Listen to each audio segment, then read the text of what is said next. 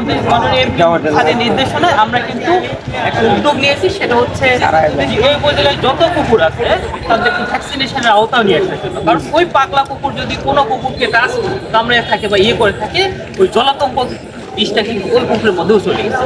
আমরা জানি না কোন কোন সে কামড়েছে বা কোন কোন কুকুরের সাথে তার সংস্পর্শ হয়েছে। তো আমরা মোটামুটি চেষ্টা করবো যে সকল কুকুর বিড়ালকে ভ্যাকসিনেশনের আওতায় নিয়ে আসা।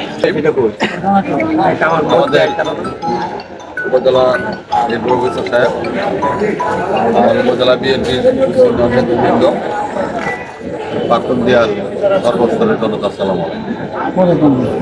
গত পরশুদিন রাত্রে আমিও আতঙ্কে ছিলাম। আমি ঢাকা মাত্র পার্লামেন্ট অধিবেশন শেষ হয়েছি, এর মধ্যে ফেসবুকে ভাইরাল হয়ে গেছে পাকুন্দিয়াতে পুকুরে 40-42 জন, কারো হিসাবে আরো বেশি, কারো হিসাবে আরো বেশি, এরকম। আমি দ্রুত ইউনিসেফের সাথে কথা বললাম।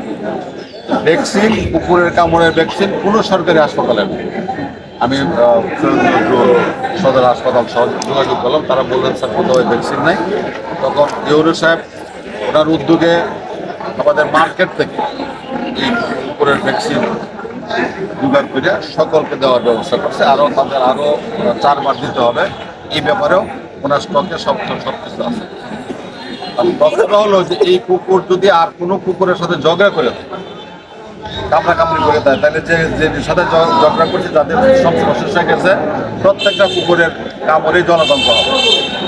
এখন একটা ভালো উদ্যোগ নিয়েছেন আমাদের ইউনিসেফ, যাতে সকল কুকুরকে যদি ভ্যাকসিন দেওয়া হয়, তাইলে কোনো কারণে যদি কুকুরের সংস্পর্শে আমরা আসি বা একটা আঁচড় লাগে বা একটা কামড় দেয়, তাইলে রোগের সম্ভাবনা থাকবে না, জলাতঙ্ক রোগের সম্ভাবনা থাকবে না। এটা থেকে মুক্ত হওয়ার জন্যই উনি এই উদ্যোগটা নিয়েছেন।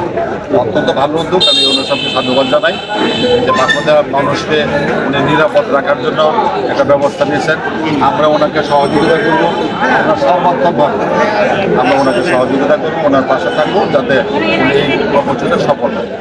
কথা বলে আপনারাও যাদের পালিত কুকুর, পালিত বিড়াল আছে, তারা নিয়ে আসবেন। আর যেগুলি রাস্তা আছে, এগুলির ব্যবস্থা আলাদা হবে। এই কর্মসূচি সফল হোক, আমি সফলতা কামনা